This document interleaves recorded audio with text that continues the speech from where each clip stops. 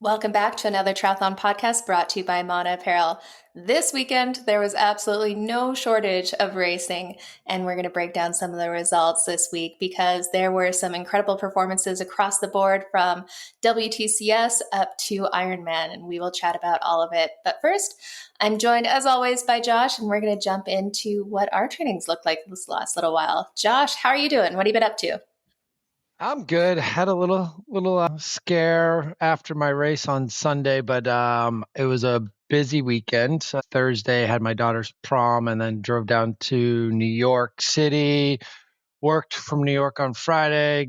Hopped into a Peloton run class. I had a 30-minute run on my schedule, and got in my 4 miles on the treadmill with a great class. And it was my 800th Peloton run, so it was really cool experience with one of the instructors I really like on the bike, and he's now a tread instructor as well. So I got to run with who we call AT, Alex Toussaint, and see a whole bunch of friends in the Peloton world. And then I hopped up to the Upper East Side and found this place called Asphalt Greens that they have all over the city, and it's like this mega sports complex.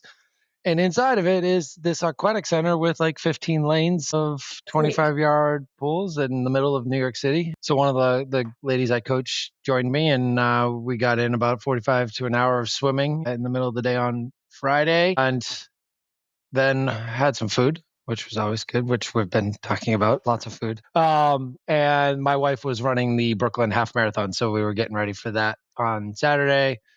I got my long run in along the West Side Highway along the Hudson River, and got that done early Saturday morning, and then went and joined her and did a little extra running trying to catch her on the course due to traffic situations getting over to Brooklyn. But was able to catch her at the end, and some friends finishing the race. We probably had like 30, 40 friends running the Brooklyn half. But it was humid. It was like 95% humidity. Like even my run, I made sure I had some bottles with me. My Nerd Belt came in very handy for sure. And there were people dropping left and right. And lo and behold, we found out some guy, 31 years old, in good shape, passed away and had a cardiac arrest at like mile 8. So it was a tough day for a lot of people. I had some friends that set some PRs, but it was just one of those days where like if you just weren't hydrated correctly or feeling, it was a day that you probably should take it a little easier. So, but it was my first time to Coney Island, and wow, that place is crazy and pretty fun to be around that atmosphere. And had my Nathan's hot dog for the first time, like true Nathan's hot dog, right from the Nathan's hot dog place after waiting in line forever. And then we got back in the car, drove home, and then I had a race at first thing Sunday morning and had my sprint triathlon after doing about 15, 16 miles on Saturday. Just a little warm up. Yeah. Got to get the legs turning over for that stretch. Yeah, just like your post. If everyone hasn't read it, go to Triathlete Mag and read Jenna's post on how to handle the day before a race. I did not follow the guidelines. But we were training through a C race, which is what this was. So a little different than what her article is talking about, A races. And this was about activating and seeing how I could go at the higher speeds, because everything's been more about half marathon, or 70.3 distance. So sprint distance, my third year in a row doing this race. And again, awesome community, more and more people saying, hey, Josh, and just, hey, love the podcast. And it's just kind of neat to be around that. And we had 3 of us wearing the bright Mana kits at a local Massachusetts race, which was really neat. And I actually even saw the kid who won the duathlon was wearing his own custom Mana kit as well, which was really neat. And didn't have the greatest swim. I did slot myself up early in my green cap field, which was like 35 to 49, I think, age group. And got in early, was having a good swim, and then started catching some people who were then going diagonally and got dunked pretty good. So I had to roll over, backstroke a little bit just to catch my breath, and then got going. I came out pretty much similar to what I did last year, but had a much quicker, felt way better, and had a lot more energy left in me. So not a very fast T1, unfortunately, but got on the bike and I just felt great once I got on the bike and actually clipped in. But once I got on the bike, I was feeling good. It's just one of those races where the roads aren't actually closed and the duathlon had already started. So I'm catching all of the slower duathlon traffic. The only swimmers that had gone before me were the elite and younger kids. So most of that was not people I was really having to deal with. But when you're catching slower duathletes, it gets a little rough. And then there's cars that, like, I literally was going between a car and a biker with maybe 5 feet of shoulder at 25, 30 miles an hour. Yeah, especially when the other cyclist is moving a lot slower, then it's just like, ugh. And you don't know what they're going to do, and there's not much room. And I can't go to the left of the car because the other side of the street's wide open and no control, and those cars don't even care because they're not really affecting the course. But I had a goal in mind, and I knew I wanted to push a decent amount of watts. Those 3x10s, 3x12s, and now this week 3x15s are really setting the threshold level of where I can go race day. And in a 30-minute ride, 10-mile ride, we had an idea of where I could be, and I was able to. I think my normalized was 261, so by far the highest watts I've been able to push. Probably would have been higher if I had a nice little 70.3 open road, and I still came home 2 or 3 minutes faster than last year. I think on my computer I was just under 30 minutes, so that was kind of the goal this year. And then got off on the run and had a great run, finished strong, didn't pose for any pictures, didn't do anything. I was just like, I was in Straight to the minute. the whole goal was just be in the hurt locker and really push it and got as close to red line as I could and finished with like a 4-minute PR on the day and ended up finding out later that it was good enough for second place in my age group. And then I did the math. I was like, wait, top 2 in the age group actually qualifies me for USAT, even though it wasn't the state championship, which I'm doing in a few weeks. So now I can go to Milwaukee if I want to in the sprint or the Olympic distance. But yeah, my first individual podium in a triathlon. And it was really good, but I was less than a minute off, and that could have easily been cut down in transition alone. So unfortunately, no top step, but it was a great day, especially off of tired legs. But the problem was when I finished, almost immediately, it was very weird. Almost immediately, I had a limp, and my right foot was just kind of like dragging along, and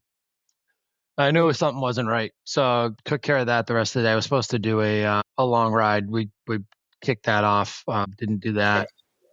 And then it felt a little better the next day, but it was starting to bruise, and that started to bring some concern. So I did Advil. I still did a short 45-minute ride, 40-minute ride on my Peloton bike, but easy aerobic.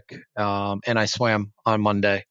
And then last night I went to the urgent care and got an X-ray, and there's no fracture or hairline or anything like that. Stress fracture showing in the X-ray. So I think an MRI might show something different, but at this point, it's just kind of like it's getting better, and I've got a boot at home anyway, so I'll just wear a boot for a few days and get my workouts in carefully. We had already planned on changing any runs to elliptical, so we're going to stick to that plan for a week or so and go from there. But I think I got lucky, but a lot of that is due to the fact that I was in pretty damn good shape and aerobic wise was there. So the overuse injury is what I'm guessing this probably is not as impactful as it could have been. Yeah, hopefully it clears up there. And that's always the best call. Just take a few days easy, let the inflammation come down, see how it all comes out. Like, yeah, I was just dealing with a foot issue the other week there where it was like walking around was painful for like 5 days and then it just went away. So it's really weird. It sounds like you are. Yeah, and there wasn't much swelling either, too, which was also it was just weird because it almost looked like somebody took a hammer to my foot, like just with the bruising, and it's really right there on the 5th metatarsal, the one you hear about and worry about the most. So I think I got lucky, and I'm excited because I've got some big races, and still the whole thing is we're far enough away from Chicago, and now that state championship June race isn't as important now that I've already slotted in for Milwaukee if I wanted to go there in August. So yeah, everything's just kind of building towards Chicago and running 6:47 per mile or whatever the heck I have to do at that point. was like, I could barely do that in a 5K sprint triathlon, but we'll do it for 26.2 later this year. After a long run and a swim and a bike. Yeah. No, that's awesome. Congratulations on the podium. That's always a big step, kind of getting up there. And you've just seen PR after PR this year. And that speaks to that consistent training over the last few years, really. But this year, you've definitely stepped it up and seeing the benefits, which is awesome. Yeah, it's fun. It's fun being around the same people too in these local races. Like we talk about, like going to local races. Like everyone's got to hop into one or two a year. Like it's just so cool to go and see your local community get after it. And we talk about the Ironmans and we talk about the T100 and the challenge races, but these local races just have that different feel. And I brought a whole cooler of Athletic Brewing, and that was like gone immediately after the race. People loved it, and I'm now known as the Athletic Brewing guy at this race. And saw a bunch of friends that I get to see at most of these local races. And there was one of the other Mana guys, Alex. He finished second, but he actually finished first because one of the guys in his age group was third overall. So Alex finished first. So we had two Mana podiums, and my other friend finished second in her age group, and then my boy Maddie Mack finished second too. So it was like literally all within like a half hour of each other. It was like a pretty cool experience. Podiums all around. And that's the fun part about the Mana team now, especially this year. It's so much bigger. And with around 500 members, you can show up to basically any Ironman or 70.3, and there's a team member on there, which makes it a lot of fun. And we've got a lot of group chats going on. So if you're going to a specific race, there's probably a WhatsApp group chat coordinating and getting together there, which is fun. Which we knew that Alex was going to be there because of the WhatsApp chat that we have for the Northeast community. And one of my athletes, Noah, was also racing, and it was the first time the two of us got to race together at the same distance, which was really neat. And he had a good day. So shout out to Noah and his first race as a member of Team Mana. So, and my wife loved it because the kits are so easy to see. That definitely makes it easier when you're spectating. Yeah. And if you are interested in checking out the team, we do have a social membership that is open that gives you access to all of the group chats and the sponsor discounts and everything. Just head over to monaapparel.com and the community tab, and you can apply to join the team there. So yeah, go check it out. It's been a lot of fun just seeing familiar faces everywhere, especially in a sport where everyone in your everyday life kind of thinks you're a little bit insane. And here you can go say you did a 5-hour ride and people are like, cool. Yeah, it's a great community, and it's really neat to start to think about some of the things being done in the endurance world and triathlon world. So now is a great time to get into it, because a lot of these things you see at like marathons and activations, those are all things that are going to start happening in the triathlon world too, at local races, and you just get into a bigger community and you'll know what's going on and where to be. Yeah, absolutely. Well, how about, I don't know, are you done riding yet? Did a little bit of bike riding this weekend. Just a little bit. Yeah, I had a blast this weekend. This has become a kind of a tradition. So I'm up in Canada, and May long always comes this time of year. And this year it kind of snuck up on me. So usually May long weekend, the family will go camping. So I'm home alone and just do a big training camp. I'll either do it at home or head over to somewhere like Penticton and get in some big miles. But yeah, it kind of snuck up on me. So I told my coach on like Tuesday, I'm like, hey, by the way, it's that 4-day weekend. This weekend, can we go put in some big training? And he delivered. We'll say that this has definitely been the biggest training week and the biggest 4 days of training I've ever done before. And it was just so much fun in the way it went. To have that time and space is a rare opportunity where all I had to do for 4 days was eat, sleep, train. There was nothing else. It was a long weekend. I didn't open my laptop, didn't do any work, didn't have to take care of anyone else, just focus on the training. And yeah, it ended up being a pretty epic training weekend. And when I do stuff like this, I'm in kind of constant contact with my coach. He writes out the training a day to 2 days in advance, just depending on how I'm feeling, because when you start to push it more, you kind of have to be a little bit more on top of it, which I appreciate. But it ended up being, the first day was I think it was a 3 or 4K swim and a 5-hour bike ride. And then the next day was a 5-mile run and a 5-hour bike ride. And shockingly, day 3 was a 5-hour bike ride and a 7-mile run. And then the last day was just a repeat of the third day, another 5-hour bike ride and a 7-mile run. So Yeah, you're still sneaking in the runs in like the 7:45, 7:50. I mean, like, oh gosh, she dropped below 8 today.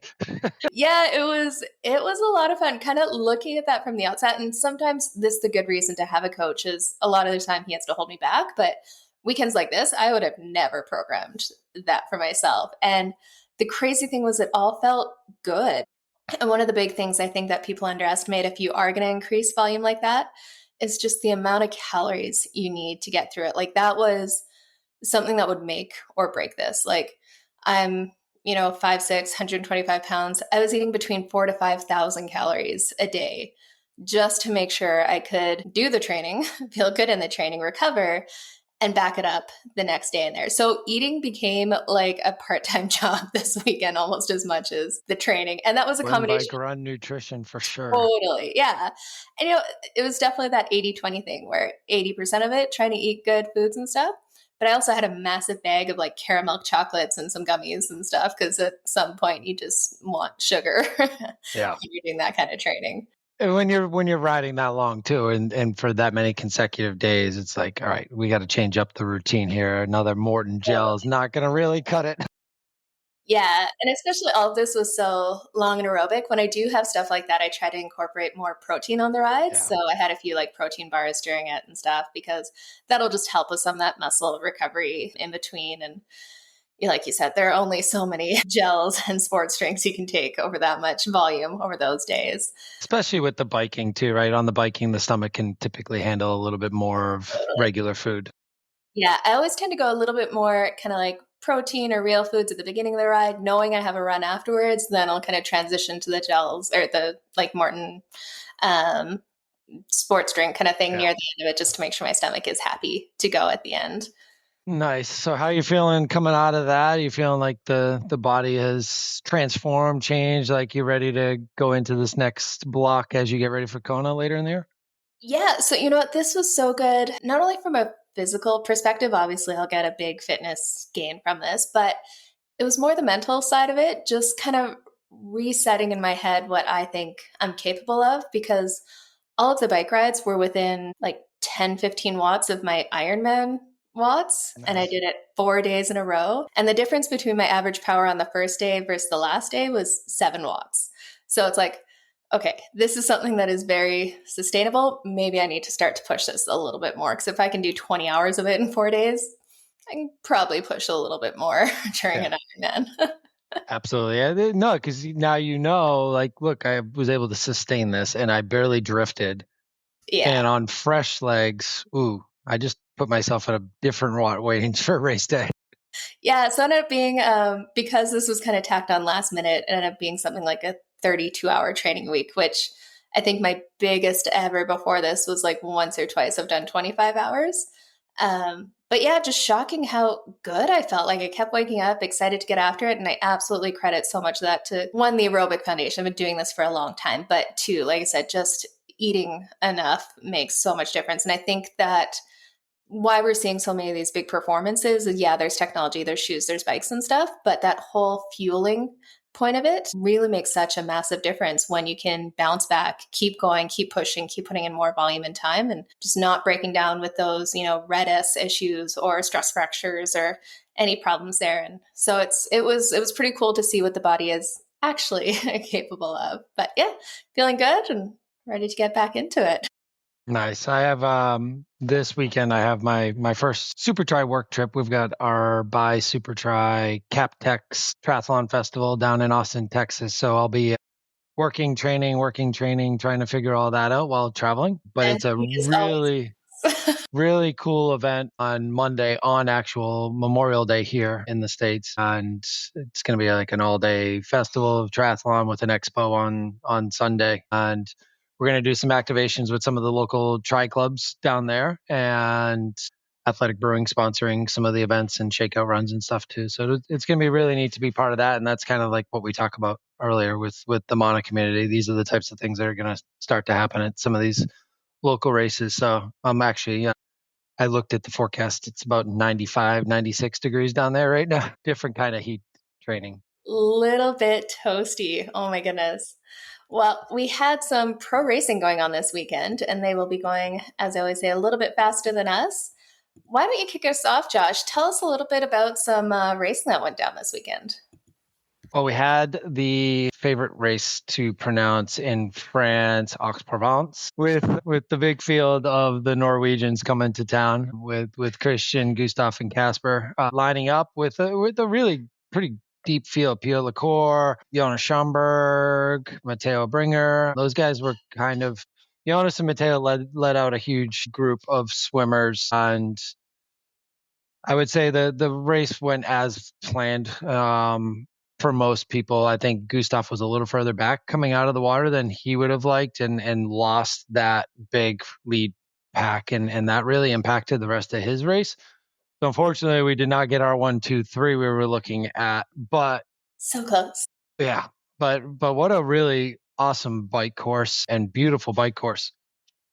Minus the fact that the lead moto was completely getting in the way, and there was traffic on this course, Yeah, there are cars going and there were times where the leaders were dodging in between the moto and the cars, and it was just kind of scary. And it's something that we see in Europe all the time with some of these races and some of the scariness there. But pretty much big group coming into T2, and Kristian was kind of towards the back of that pack and running there with Casper and Leo Berger. They kind of went off on the run, and Kristian just kind of laid back for a while, and you could see maybe it was the impacts of Texas catching up, and we had talked about this, like, where was he going to be tired coming in to France, and were those first 2 races of the year going to have an impact on him? But no, he was just kind of chilling and waiting to make his move, and had been running with Sam Dickinson for a while. Finally made his move with maybe 5K,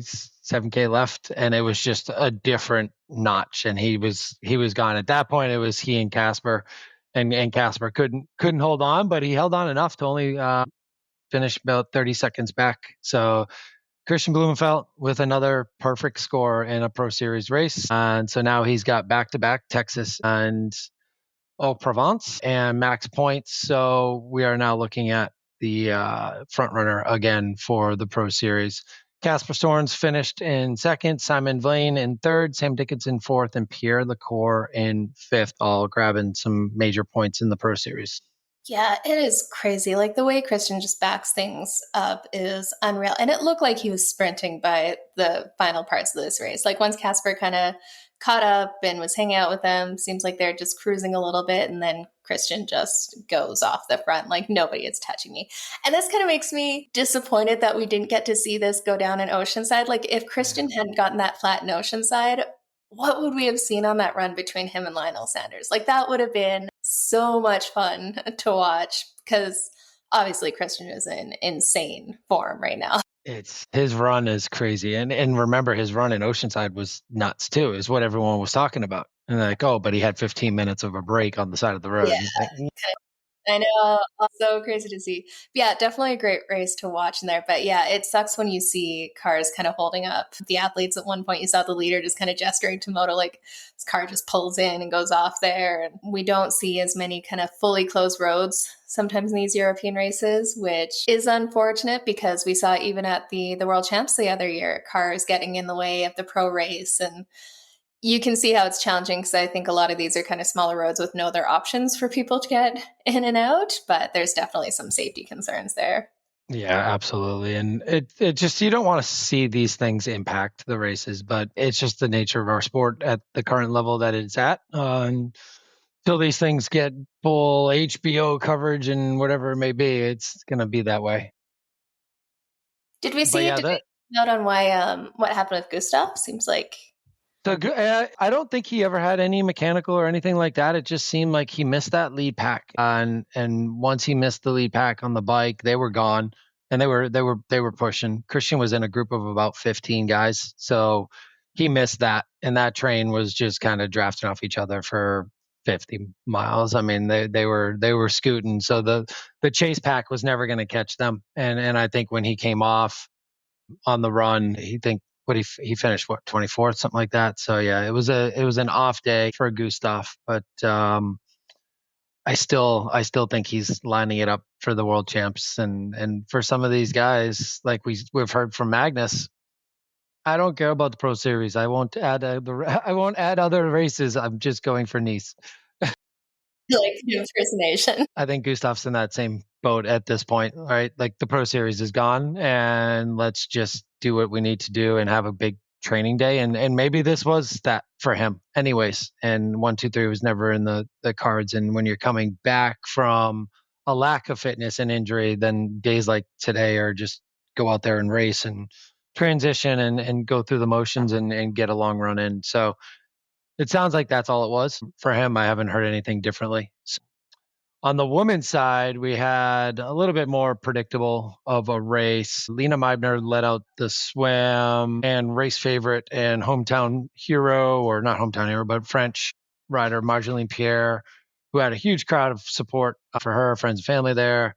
She was about a minute and a half, 2 minutes back on the swim. And then by 30K, she had caught the lead pack on the bike. And we saw this in Nice last year. She loves to just take off on the bike and ride those French roads to the front. And she went to the front, and that was it. No one ever caught her again. She ended up saying she was on her own the whole day and had a nice little training run. So Margie took the lead. She even let her hair down on the run, as she loves to do. No clue how she does that in that heat, but she did. And she took it home in a 4:11:57, followed by Lizzie Rayner. Lena Meibner ended up holding on for third. Marta Sanchez in fourth, and Nikki Bartlett with a great run, a 1:17:54. I think probably the top run of the day, and great to see as she's coming back for a fifth place and decent amount of Pro Series points.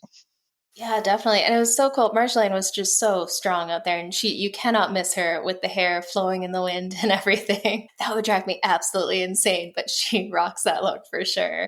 Yeah. It sounds like she's working with Reese Barclay now as her coach. So having a bit of a comeback after a few years of injuries and issues and stuff. And man, that's got to be such a good feeling, making some changes, coming back from injury, and things are clicking like that, because she just looked so strong. She knows how to ride those roads, and she ran.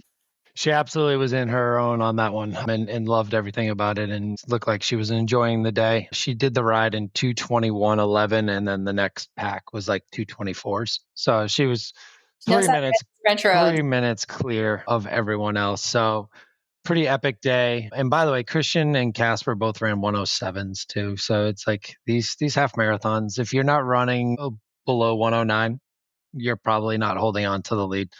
Yeah. And especially like this course wasn't easy. It was flat, but it was just windy, twisty, and one of those courses where you can't quite. It was a technical run. Yeah, like it's easy if you're running in a straight line, you can just kind of fall into your groove and go. When it's windy and twisted, like you're accelerating, slowing down, cornering, that's when you're more likely to see a lot of blisters and stuff just from that foot movement in your shoe. But they just blaze through on both sides. Yeah, absolutely awesome Pro Series race, and a little bit of a break coming up now. It seems like it's kind of everyone's first half of their season's done, and now everyone's kind of setting up for, and the T100 is going to start to take off. We've only had that one race, so now a lot of people have fit in. A lot of the T100 athletes have fit in some Ironman Pro Series races and some Ironman races. But speaking of Reese Barclay, his Margie's coach, they had a pretty good day on a little island called Lanzarote too, with Lucy taking home the win in her first Ironman of the year and validating her spot for Kona. So the champ is back. Not only validating, but 20 minutes ahead of second. So Lanzarote, we had Lucy Charles-Barclay take the win, Jeanne Cologne take second, Merle Brunet in third. And then on the men's side, we had Dylan Mannion, Jordi Montrevetre-Moya, and Matthias Pedersen coming for second and third in there. But yeah, Lucy, when she's on and fit and feeling good, she had been there training for a couple of weeks, so it's treating it like it was a Kona camp. That's absolutely unreal. Like she took that easily. So it'll be exciting to see her come back and race in a field of a little bit more competitive field there because it's always hard to judge off of races like that. No disrespect to the athletes on the podium, but it definitely wasn't a stacked field like the one she's going to see coming up at the Ironman World Championships, say. So it's exciting to see her back because she definitely changes things up. And I believe she'll be I think she's in the start list for Alcatraz or T100 in San Francisco. Yeah. And I think that was, what a perfect race for her to pick in as her validation too, because she's got the big T100 schedule. She's been injured, coming back again, and had a decent outing in Singapore again. To fit this in a place she loves, I think it was where she did her first pro race as well, or had her first pro win. Lanzarote's home to a lot of people for a good portion of the year, and in terms of training wise, and why not go race, and who cares who shows up? I just got to finish and get my spot. So yeah, although you kudos to her. Say, it probably takes the edge off a little bit for San Francisco for the T100 in there doing an Ironman 2 weeks beforehand. So T100 is probably not stoked about that one. Yeah, she's looking forward to Vancouver. There we go. That'll be such a fun race to see go down. But speaking of the Ironman Pro Series and everything, let's just do a quick rundown of where the standings are for top 5 on either side right now. Unsurprisingly, with a near perfect score, he just needs to knock off Oceanside with another race. We got Kristian Blummenfelt in first, Jonas Schomburg in second, Leon Chevalier on third, Casper Storms in fourth, and Gustav Eden in fifth. So we got 3 Norwegians in the top 5 here, which, man, I don't see that changing. They're definitely tearing it up with their self-coached group going on there. Well, you think about Kristian's opportunity to get a perfect score is still on the table when you look at it, because he still has Frankfurt. That would be his second full Ironman perfect score potential. Then he would have Nice, and he would have 70.3 worlds. Yeah, just has to win all of them and he'll get a perfect score. Easy. Unbelievable. Craziness. And then I hear he's doing a W, he's jumping into a World Series race. He's doing this backwards. Ironman 70.3. Go the other way. And just focus. There's a $200,000 check waiting, and the Olympics are not for 3.5 years. Come on. Oh my goodness. Yeah, just craziness. On the women's side, for the rankings right now, we got Marta Sanchez in first, Anne Reichman in second, Lisa Perder in third, Chloe Lane in fourth, and Laura Jansen in fifth. But again, I think we're going to see a few chops and changes there, especially with Frankfurt coming up. We got Kat Matthews will be racing, so you assume she will be collecting a couple more points there. She's only got 1 score on the board so far with a win at Ironman Texas. Man, she's got Hamburg's going to be a big race coming up soon too. That's a big Ironman full distance Pro Series race that's next on the table. And you mentioned Lisa Perder. She raced in Aix-en-Provence. We talked about it a lot last week, thinking that, hey, she's got to be the front runner, but she just didn't have the legs, it sounds like, on the day. But she still came home in 6th, I believe, or 7th. So she still was able to grab points. Yeah, that's a tough turnaround from Ironman Texas for sure. Yep. Not everyone's Kristian Blummenfelt. No. Awesome. Well, we also had some WTCS racing going on this weekend as well. And this is kind of a funny year for the WTCS. There's no Olympic ranking points on the board right now, but they still do have the overall series to take the win for. And with that, we're seeing a lot of athletes trying other things. We've talked about it before. Some of the big names, especially in the men's side, are doing other race series and options, but we still there's some decent top end talent at these races still. So it keeps it interesting. And we had it go down in Yokohama. And this race, it's really a mixed bag. It's either going to be wet or sunny. It's all over the map. We got the worst case weather. Yeah. They end up having to change the course at the last minute too, to take out some cobblestones to make it a little bit safer. And they end up having 10 laps of 3.7K, I think. So end up being a little bit short and just lots of laps round and round and round in the rain for what felt like a long day out there. On the women's side of things, going in, we were all talking about Cassandra Bogran because she had such a dominant performance. And unfortunately, this wouldn't end up being her day at WTCS. We saw her perform really well and just get, in France, she managed to handle the bike really well in the wet and the tough conditions and stuff. But this race, she just seemed kind of on the back foot the whole time. And she was looking a little tentative around corners. And unfortunately, she did end up having a crash and kind of crashed out of podium contention. We ended up seeing a great battle on the women's side. We had a big group to come together, and then we had Jeanne Lehair just take on the race coming out of T2. She just powered to the front of the race and ran strong. And then we also had Lisa Tersch and Beth Potter chasing each other down, battling it out there for the last podium spots. And we ended up with Jeanne Lehair in first, Beth Potter in second, and Lisa Tersch in third. But we saw Jeanne Lehair kind of start to come up through the Super Tri series last year. And now seeing it kind of go on to the Olympic distance has been very, very cool to see. Yeah, she's made a big leap, and I think she is going to be somebody to reckon with throughout the whole series. I think that moved her up into second for the season series as well, and she just seems like she's found that I know how to win button. Yeah. And turn it up, and she did. I mean, she wasn't leading that run early on, but she was able to get to the front and hold off some really big names. I mean, Lisa Tersch has dominated this series for a while now, and Beth Potter is what we know. I mean, Beth is a runner who can outdo you if you leave her in the group on the bike. And then you had the likes of Gwen Jorgensen coming from behind too. It's like it's never safe when Gwen's running down. And kudos to Gwen for running up to fourth in a pretty big field still too. So kind of Gwen on her last legs of her career, still competing at the top of her game in a short course event is pretty neat. Yeah, she's definitely on this comeback round, and you're seeing her get stronger and stronger each race in there, so it's fun to watch that as well.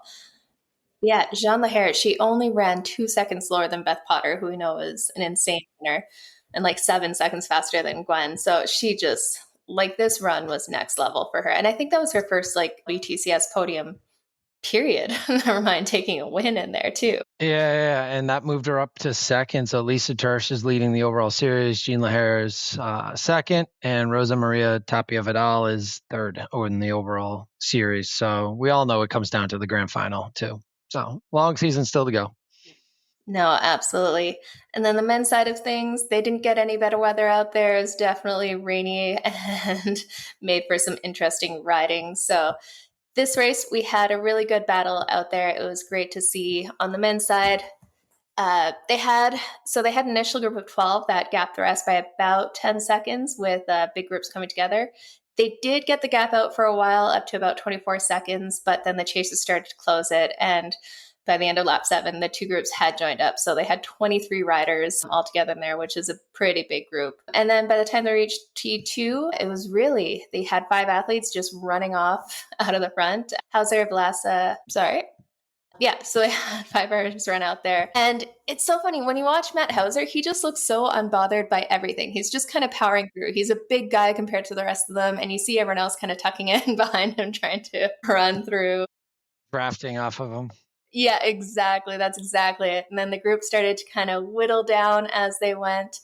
And we saw Velasa kind of push it, trying to go off the front. And Matty Hauser just held on and then made a big push and ran away with it. So we had Matt Hauser in first, Vasco Velasa in second, and Miguel Hidalgo in third, who was lucky to be pulled up in that second bike group. So it was very cool to see him actually run through the finish strong after having to make up that time on the bike.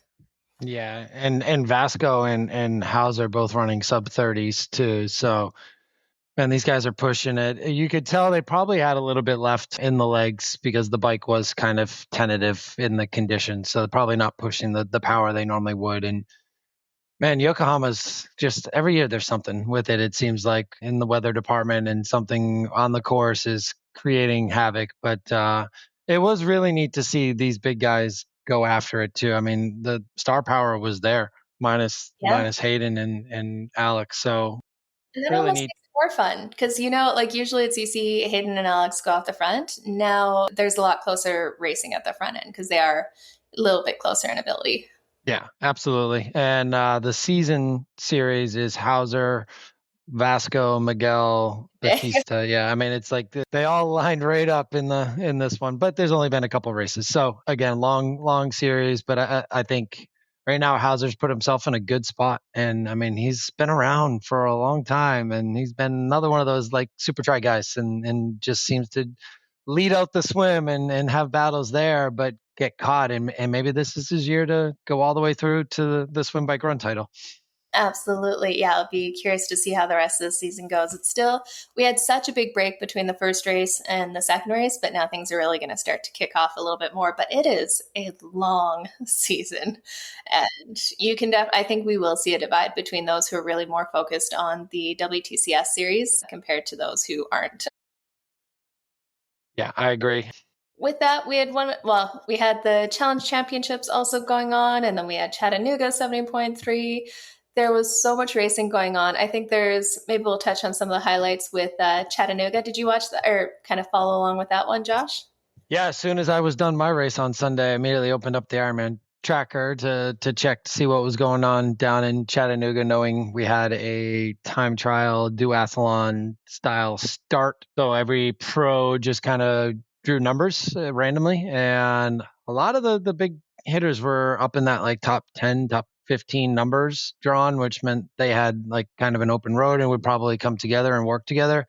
But you had the likes of Sam Long, like 40th, 44th in the start list. All of the results with that, like he was like 7 or 8 minutes down kind of thing. So you had to wait. Yeah, so you had to wait for each lap to see where he ended up. And pretty quickly, he made his way to the front and started to, by the time we got to the run, you could start to see his gap separate. And it's interesting because he's not going to finish first. And he didn't have a big enough gap from when he started to the lead that he created to get ahead of all the guys. So I think the furthest he ever got in the race itself was 4th. Yet he won by over 3 minutes. So they had the tape ready for him, though. They did have the tape ready for him. So I was like, and right behind him, there was actually a really good run battle on the course too. I did see some highlights from some Instagram clips between Jason West and Matt McElroy, two of the best runners in the field. And Jason had started just before Matt McElroy, and Matt had caught him. But on the run course, they were running shoulder to shoulder for a while and really pushing each other. And Jason had kind of bridged ahead of Matt at some point. But when we all got to the finish line, Matt had bridged that gap enough that McElroy finished in second, and Jason West back on the circuit in third place with two of them ran 108 slow ones. Jason just beating Matt for the fastest run of the day. So again, crazy fast times off of a pretty hard bike without the swim too. That's not an easy run either. So definitely they were pushing it there. Yeah, no, absolutely. So great day for the boys up front. And interesting enough, Sam Long took his Marbella spot this time. So he literally said he did not show up because he knew it would get Magnus his spot. Man. And he's just confident enough to know he can show up to another 70.3. He's like, now I should have asked for money. Magnus is going to Marbella because Sam Long did not show up for him. Man, that's crazy. Right? And so, yeah, Sam showed up. So anyone thinking that they were going to get a slot because Sam wasn't going to take one, sorry. Sucks to be you. Craziness. And it kind of stinks just having that the duathlon type style start. I think you're starting to hear a lot of pros saying like, why can't we swim it and then the age groupers be a time trial duathlon? But they've probably got a certain speed on the flow rate side of things because of all the rain and whenever it rains, the rivers start to flow faster and it gets a little too dangerous. Yeah, it's going fast enough beforehand. Never mind adding that rain. And, things that can get into the water with the rain too. So we've definitely seen instances of big rainfall and some stuff gets into the water, making athletes sick down the line too. So we don't want to see that either. But yeah, it's tough to follow the racing when you do have those kind of gaps in the starts and everything. Yeah, not as much fun. Well, we didn't have any coverage otherwise. So if you're relying on the tracker, that makes it even tougher. Could you imagine Ironman trying to do coverage, the commentators trying to do coverage of one of these races with the time trial start? Like they struggle at times to get the race coverage when everyone starts at the same time. So it's interesting because I watched this race, the full distance race that Sam Long won last season to get his slot to Nice was not covered either, but the finish line cam on YouTube had gone up before the pro men finished. Mm-hmm. So trying to listen to them cover it, like just the announcers on the ground at the finish line was hysterical actually, because they were like, we don't know who's actually in first. And at that point it was Sam Long and Cody Beals battling it out, and like each split would change, and like they had no clue who was actually going to get the tape. Oh my goodness. Well, on the women's side of things, at Chattanooga 70.3, we had Grace Alexander taking the win. She had a decent gap between Jess Smith in second, and then we had Caroline Olsen about a minute behind that in third place. So, yeah, it wasn't one of the Pro Series. We didn't see a lot of coverage, but there was definitely still some interesting racing going on there. And as you mentioned, we've got a little bit of a break with the racing with, T100 in San Francisco, I think will be the next big one coming up, which it's looking like it's going to be a solid field out there. Yeah, so T100 San Francisco and Ironman Hamburg, I think, are the next two big ones that we'll be talking about. And wild card lists so that was one, like if you haven't checked T100's social media, they're starting to drop all the wild cards that are coming for San Francisco. They even dropped the ones for Vancouver the following week after as well. So you start to see who's out and who's not. On your left has started a injury list, so people can actually see who's on the DL and how long they're out for. So I think that's pretty neat. So thanks to those guys for doing that.